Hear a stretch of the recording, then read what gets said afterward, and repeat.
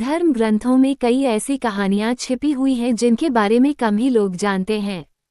आज हम भगवान श्री कृष्ण की मृत्यु से जुड़ी ऐसी ही एक रोचक कहानी बताने जा रहे हैं। भगवान विष्णु ने धरती पर श्री कृष्ण के रूप में जन्म लिया और लोगों को प्रेम, विश्वास, हार जीत, मोह व धर्म अधर्म का पाठ पढ़ाया। भगवान श्री कृष्ण ने महाभारत के युद्ध में अर्जुन को गीता का ज्ञान दिया और पांडवों को युद्ध जीताने में अहम भूमिका निभाई। मनुष्य जब धरती पर आता है तो उसे एक दिन जाना भी होता है, यही सृष्टि का नियम है और भगवान ने भी इस नियम को नहीं तोड़ा। धरती पर भगवान श्री कृष्ण मनुष्य रूप में आए तो आम मनुष्य की तरह ही उन्हें भी मृत्यु प्राप्त हुई। लेकिन क्या आप जानते हैं कि भगवान श्री कृष्ण की मृत्यु के बाद भी उनका दिल जिंदा रहा। उनका अंतिम संस्कार होने पर पूरा शरीर अग्नि में जल गया, लेकिन दिल फिर भी धड़कता रहा। कहते हैं कि श्री कृष्ण के शरीर त्यागने के बाद भी उनका दिल आज तक धड़क रहा है। कहाँ और किस रूप में, आइए जानते हैं भगवान श्री कृष्ण से जुड़ी इस रोचक कहानी के बारे में। द्वापर काल में महाभारत का युद्ध समाप्त होने के 36 साल बाद भगवान श्री कृष्ण ने अपनी देह को त्याग दिया था।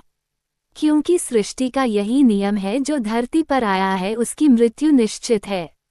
भगवान श्री कृष्ण की मृत्यु भी आम मनुष्य की तरह हुई थी। पौराणिक कथाओं के अनुसार भगवान श्री कृष्ण एक पीपल के पेड़ के नीचे विश्राम कर रहे थे, तभी एक बहेलिया जंगल में शिकार करने आया। उसे लगा पेड़ के नीचे कोई जानवर है और उसने वहां तीर चला दिया। वह तीर श्री कृष्ण के तलवे में लगा और वह स्वर्ग सिधार गए। किसने किया था श्री कृष्ण का अंतिम संस्कार? महाभारत या भगवान श्री कृष्ण से जुड़ी कहानियां पढ़ने के बाद अक्सर लोगों के मन में यह सवाल जरूर आता होगा कि क्या श्री कृष्ण की मृत्यु के बाद उनका भी अंतिम संस्कार हुआ था?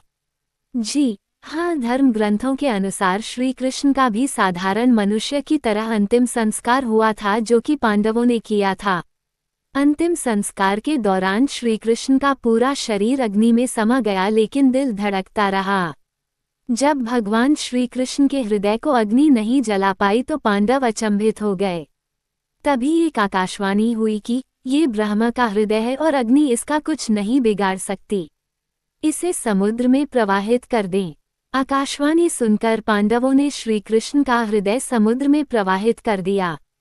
समुद्र में पहुंचने के बाद श्री कृष्ण के हृदय ने एक लकड़ी के लट्ठे का रूप ले लिया और तैरते तैरते उड़ीसा में जगन्नाथ के तट पर जा पहुंचा।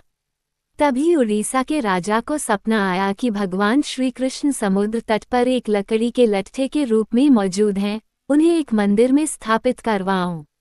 ये सपना देखने के बाद राजा समुद्र तट पर पहुंचे और उस लट्ठे का उठाया।